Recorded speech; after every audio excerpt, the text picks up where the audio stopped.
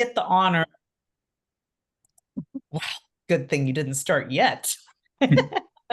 I get the honor of introducing the one, the only Joey Shondell with Friends of the Caw. Now, if you do not know Joey yet, you'll be very excited. You're here for this talk. He is the Youth Outreach and Programming Coordinator. So he is an outdoor kind of guy. If he's not out kayaking, he's in shape. He runs, he kayaks, he does native plants. So he's just like a super cool guy all around. And today they're going to be talking about water connecting us all and Friends of the Caw, and they're always up to great stuff. So, Joey, thank you so much for being here today, and we'll turn it over to you. Thank you, Rachel. I appreciate it. I also sometimes have the trouble with forgetting my whole title, so thank you.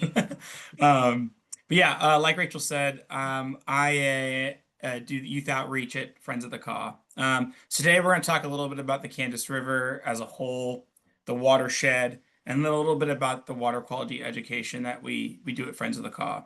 So a little presentation here. Kind of start one of my favorite photos I took this late June downstream of Lecompton. So it's a nice panoramic photo of my kayak there on the side, and just a lot of my photos are in this, so I take a lot of pride in them. Let me see if I can here. Okay. Yeah, so what Friends of the Caw does. We're a river nonprofit. We're a river protection nonprofit. We started back in the early 1990s in opposition to sand dredging on the Kansas River. And we've really grown from there to encompass all of the things that go about cleaning the river, advocating for the river, and then in the past 15 or so years, and really after COVID, getting more into the education space.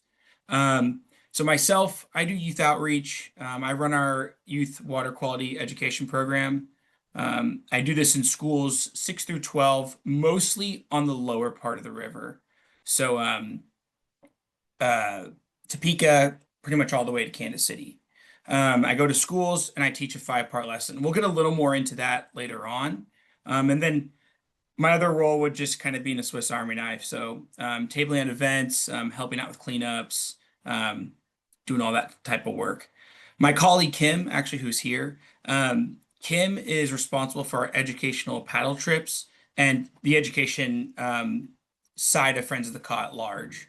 So we take students on the river. She also does the cleanups, like this tire cleanup you see right here.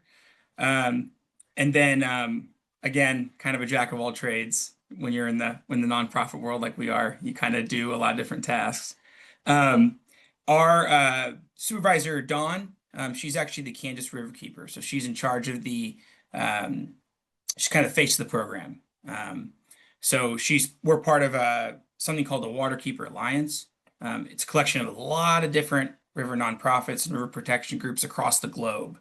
It's mainly centered in the US, but each organization has a river keeper, and Dawn is the Kansas River Keeper. So she runs our public-facing advocacy. She runs a lot of our other any event that faces outward, deals with cities, towns, counties, the state, and she's also chair of the Kansas Water Authority. So she's actually going all the way out to Goodland and Hayes, all the way down to Dodge City, Pittsburgh. So she's all over the state working on the Kansas Water Plan. And we'll get a little more into the water plan later on in the presentation. And then we also have a fundraiser, Jane. So there's really just 4 of us.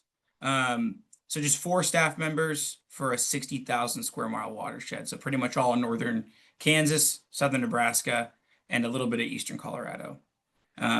So we cover a lot of space. We really focus on the 173 miles of the river, but we're really hoping to expand out through the watershed. And again, we'll talk a little bit more about that.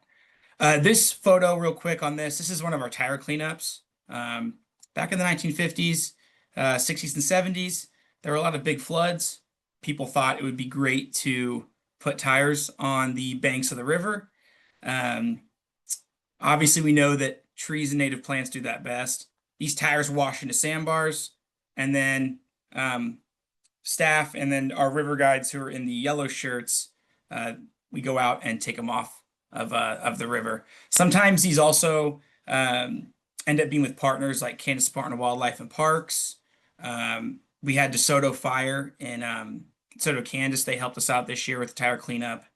So this is kind of one side of our programming. We do a lot of things. This is our Lawrence cleanup as well as our Earth Day cleanup. So we do this every year and get trash off of the riprap around the dam. We also have our river guides in river, getting off heavier things like old bridges, metal, that kind of thing. So cleanups are just kind of one part of our work at Friends of the Caw. But yeah, it really encompasses the cleanups, the educational paddle trips, getting people on the river, Dawn's advocacy work, and then some of the youth education programming that I do. So that's kind of Friends of the Cause as a whole. I really love this picture. We're going to kind of move into watersheds a little bit and the Kansas River. That's our watershed, roughly. I kind of circle a little bit of the Platte River there, but that orange circle shows our watershed in the United States. I want you to kind of remember this photo. We are in the largest basin in the country, the Mississippi Basin. So a very large basin, right? Mississippi is kind of our America's river, and we're a part of that. So all these streams you see in pink here all go to one point. They end up in the Gulf of Mexico. So I love highlighting this photo. I show this to my students to really get an idea of watersheds across the country.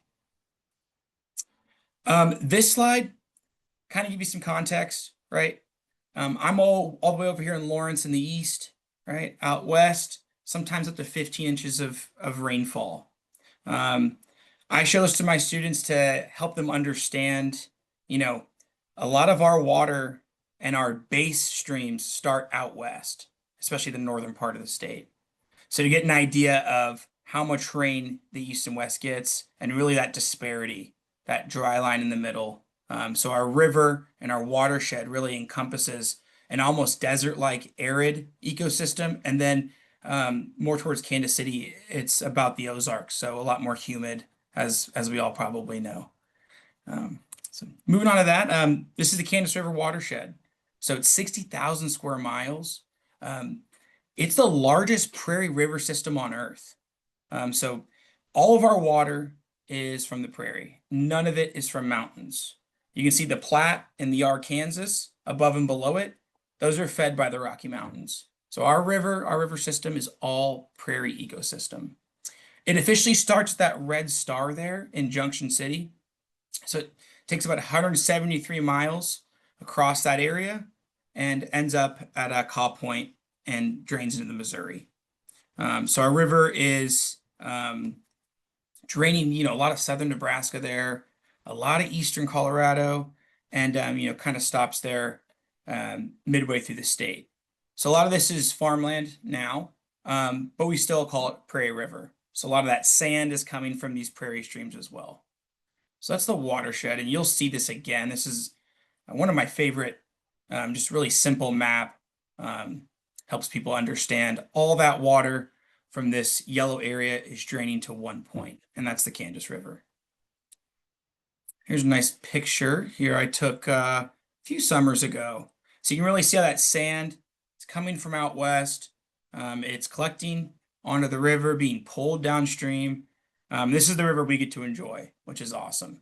These sandbars are public. So the Kansas River is one of 3 public rivers in the state. So Missouri, the Arkansas, and the Kansas River. So from Junction City to Kansas City, you can paddle it. You can go out from our boat ramps, and you can experience the river. Here's some more pictures I took. A few of these are a few years old. There's a fire I made out there. So I really love to show, especially in my classes, these photos. I grew up in Kansas City, and so this was pretty foreign to me seeing a sandy river like this. When I came to school at KU, I realized, wow, I didn't realize this was here. So another thing to note about this river in general, 950,000 Kansans get their drinking water from the Kansas River. So almost 1 million people. Um, so that's public utilities, that's people using the water for agriculture. And if you really expand that out watershed wide, that number goes up a lot, especially if you include the aquifer system.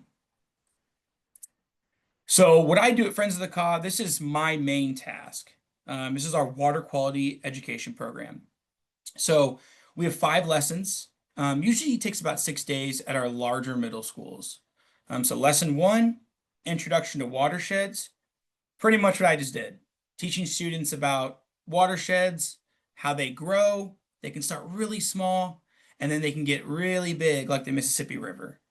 So teaching about watersheds, introducing them to some of these terms, introducing them to their local stream, which I think is one of the more important parts of the programming. How can they impact their local stream? Lesson two is taught with this water frame here. So this is lesson two, stormwater. I have a little square yard there. It's an inch deep. We're trying to visualize how much water is running off concrete and into their storm drains right there. Then we do some math and we add up all the water that comes off their parking lot in a rain event.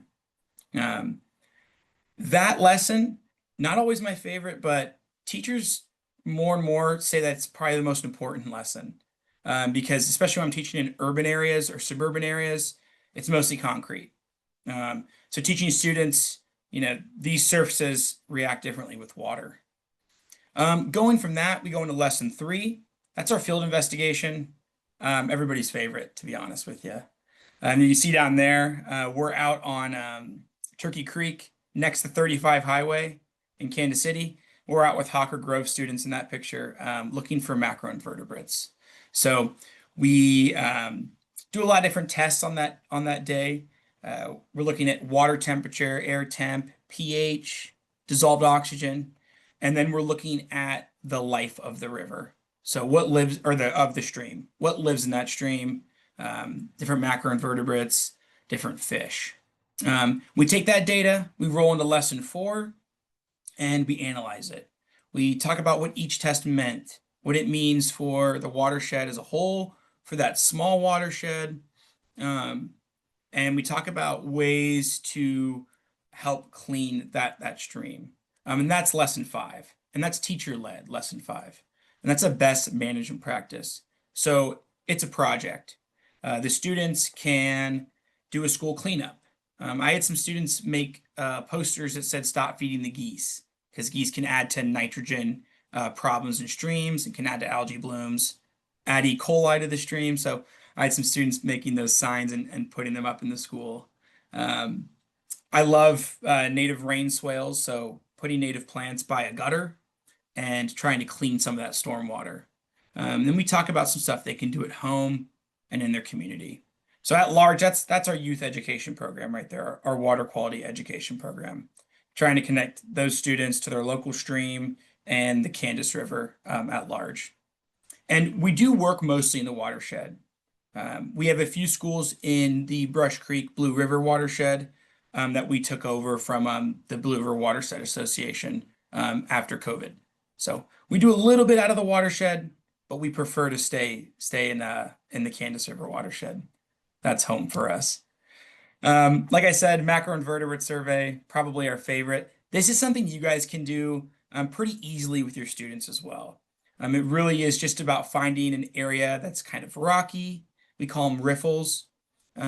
Finding down trees like Liz has there, vegetation along streams, lifting up rocks, looking for these different creatures. And the reason we look at these creatures is because they tell us how clean the water is. You don't need any testing equipment. You really don't even need special nets like we have. You can just go right for it. Pick up rocks, look for these things, and the presence of these is going to show us if a stream is polluted or not. Obviously, you want more context to that, but this is a really easy way for to empower students to do their own stream surveying without any equipment. So really what we're looking for is that top one, right? We want to see if there's mayflies, stoneflies, caddisflies. If we're not finding those, we move to the second and into the third. And really, if I'm only finding that third group, that's when the testing equipment is most important because you want to find out what's happening to that stream. All this data we collect in the youth program is put into a database, and we're actually hoping to use that data later on. We do share it with the people that fund the program. So, namely, one of our funders, Johnson County Stormwater. We share that data with them so then they can go and do their own testing and make those decisions. Uh, that citizen science, I think, is really important for students. Um, Especially students who maybe didn't grow up around nature, grew up in a suburban or urban area, um, students who don't have access to clean water, clean streams. It's really important to get them out into those streams, even if they're not the cleanest places, because it motivates them to protect that stream. So this program, that's probably the most important part of it, is empowering them to do citizen science on their own or with their parents or outside of this program. So, kind of going towards the future here, we've actually been working on an online version of this. So it'll be piloted this fall, and we're launching it with the help of the Kansas Water Office, the Kansas Geological Survey, the Kansas Rural Water Association, and K-State Extension. So this program is the same format. It's those 5 lessons. We're going to have 2 modules. So surface water, which we've done for years. And then we actually are developing a groundwater module. And so out there in western Kansas, kind of where you see that word saline there, out west of there is the aquifer system. And so we're really focused on this aquifer system because it provides that base flow to the Kansas River. So you can see kind of in that northern section there, all of this water right here is going to end up in the Kansas River. That water is trapped underground. And we're really trying to build that bridge from east to west. I have a lot of eastern Kansas people say that's a western Kansas problem, but it's all one river system, all one basin. That water is going to flow into the Kansas eventually. So lack of water or water that's polluted, which is our focus, is a big deal. And we want to empower students out west as well, while also reaching some students here in this part of the state that maybe don't have access to our in-person programming. So we're really excited about this. If you're a teacher and you're interested in the online version of this, please send me an email. My email's right there. And I know Casey will have it listed as well, to where you guys can reach out to me. So yeah, there's the aquifer. And yeah, if you want to get involved with any of the Kansas River work, Friends of the Caw, there's our website right there. You can also reach out to us on email, but the website kind of has the full breadth of what we do. Probably a lot of things I forgot as well. But yeah, that's it. That's kind of what I do at Friends of the Caw and our youth water quality program and the Kansas River. So I guess we can open up the questions. I'm not sure kind of what Laura wants to do here, but yeah. We would be delighted to open it up to questions. Does Awesome. anybody have any questions for Joey or Kim from Great Plains, or sorry, from Friends of the Caw? You can stop sharing your screen if you want, Joey, and you can see. Yeah, perfect. Awesome. And feel free to put them in the chat too. I don't certainly mind here. Let's see here. So yeah, are these lessons available to public? As of now, they're not. We're hoping to include about 5 schools in the pilot program for this fall. We're going to expand that out too. So here in the next few years, we want to get upwards of 20 schools involved in that. I am not really on the financial side, so I don't know if I can answer that question. There, Sandy. Kim, who's in the room here, she'll be able to answer that question a little better. But really, a lot of our funding is coming from stormwater. So Johnson County, Lawrence Stormwater, and then some local grants around the area. So I am not the person to ask about the cost there. Jenna asked, what age are we focused on? So grades 6 through 12. we found that below sixth grade, it's a little harder for them to comprehend some of these concepts, and we really aim for seventh grade. That's where the standards line up best. The NGSS standards line up best for water quality education. Any more questions? Joey, can I answer that Yeah. financial question really quick? So I can't give you an exact number. As Joey said, with the in-person program, that is generally funded either through city or county stormwater departments or foundation funding. So it's offered free to the schools. So for the in-person side or for the in-person program, which is what Joey does every spring and every fall. So last year, Joey worked with over 100 classrooms and about between 24 and 2,500 students. Um, the online program is going to be downloadable and we will provide you with a free testing kit. And so the materials for that, all of that will be free, at least in the first 2 years of the program until we get up to the 20 schools, which is our goal through the grant we received from the Kansas Water Office. We hope to find funding beyond that to continue to provide those materials for free after that first 2-year period. Okay, I'm done. Thanks, Kim. Appreciate that. Jenna asked, do I travel with schools or do they come to you? We go to schools, the in-person program, and we go to schools. Yep. They do bus that third lesson. They bus that third lesson into their local stream. So usually that stream is in their mini watershed that's inside of the Kansas watershed. So yeah, they're bused to us, and I'm in class. They'll see me about 3 times in class and then once at the creek.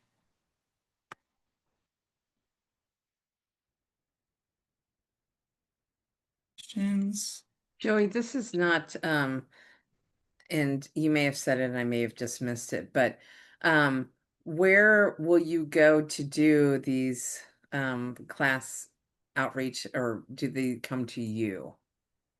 Yeah, so the kind of what I said, we'll go to the stream. So we'll go to the school for the first 2 lessons, and that lesson 4. That lesson 3 is stream side. I'm So just wondering, so Jenna's in Wichita. So mhm. is that within your service area, I guess, is more what I'm asking. Yeah. So Wichita would be outside of our watershed.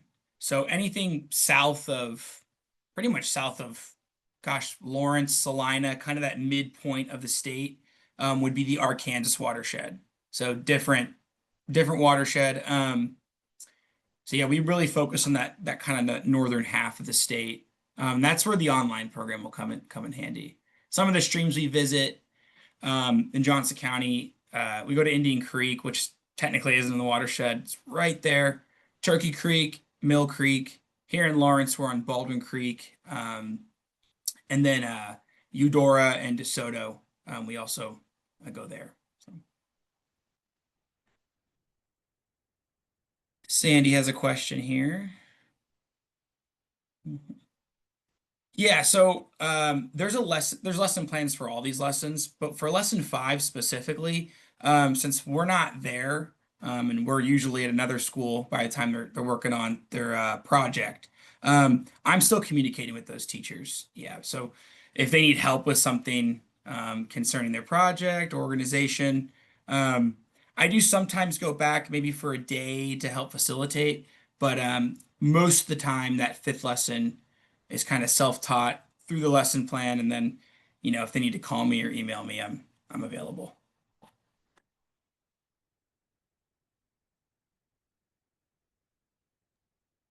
Any other questions for Joey or Kim?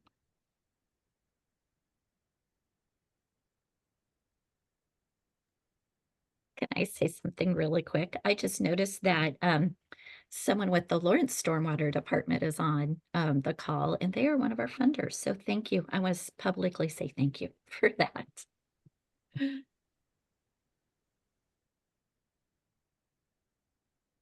We mostly work, Sandy, or I'll start with Catherine.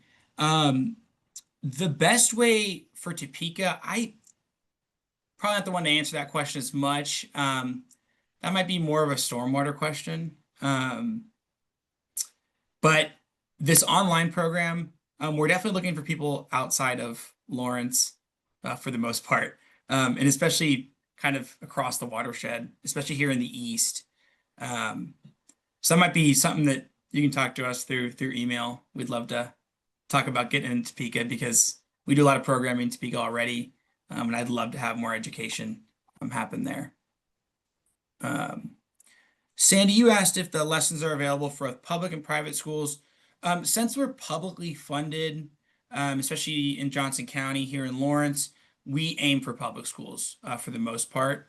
That may be different in the future, but really we're aiming for the public middle schools specifically. Tom asked me, do you have students keep tallies of what they find in the river and streams? Yeah, so definitely we're actually along with the online program developing a GIS kind of a GIS interface for schools and then for Friends of the Caw at large. And we intend to put this data in there. Obviously with citizen science, it can't always be the most accurate data. There's discrepancies in some spaces. And some people take that data and say, oh my gosh, look at this really high number. Get kind of scared about it. And sometimes we just want to, keep that data until it's shared with professionals before it goes out to the public. We do keep all of that though, especially the macroinvertebrate data.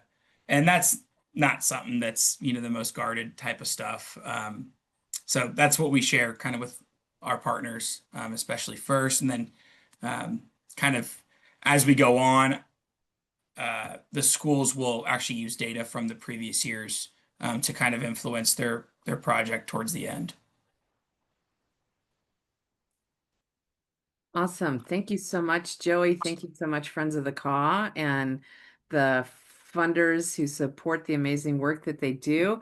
I'm going to turn it over to Ashlyn, and she's going to wrap things up for us. But thank you so much. It was really good information, really interesting, and such great work that you do. Yeah, thank you guys. Appreciate it. All right, Joey, thank you so much. We so appreciate all your time and sharing all of your expertise and great questions.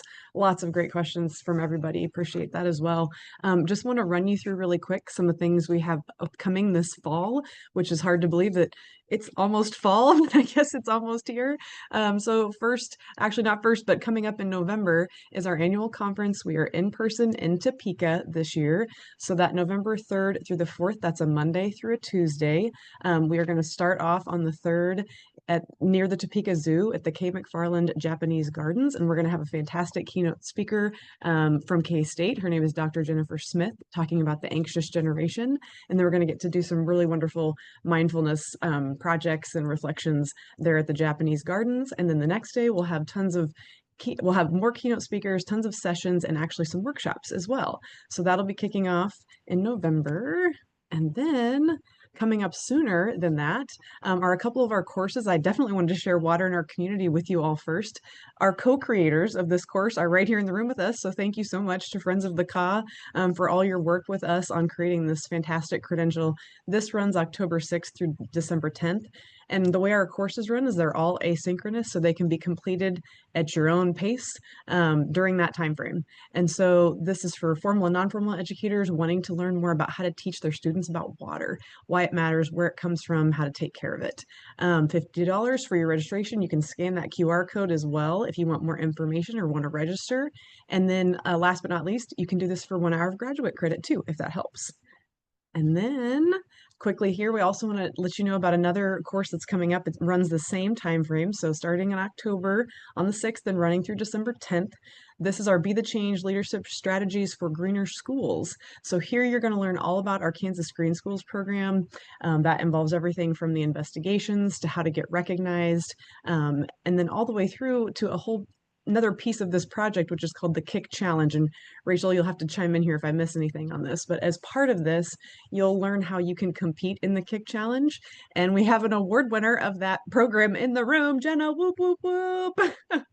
And so if you win that challenge, you get, is it 1,000? Is that right? Still $1,000 prize to implement some green projects in your school. So that's another great, fantastic one that we have coming up. And again, 1 hour of graduate credit through Baker University. If that helps, you can scan the QR code and find out more. And then last but not least, we have our next upcoming VME. And I'm blanking. Is that already next Wednesday? It is. Wednesday, August 6th. So we'll get to learn more. We'll get to hear from engineering tomorrow and learn learn about different green curriculum and lab kits for high school students and high school teachers. So that's coming right Free up. lab kits for high school Free. teachers. So if you know high school teachers, let them know. So Absolutely. That was really quick, but I didn't want to keep you guys over time. So if you have any questions, hang around and we'll answer them, or you can just scan this code too and get some more info. But same time, 4:30 to 5 next Wednesday. thanks, everyone. Thanks, everybody.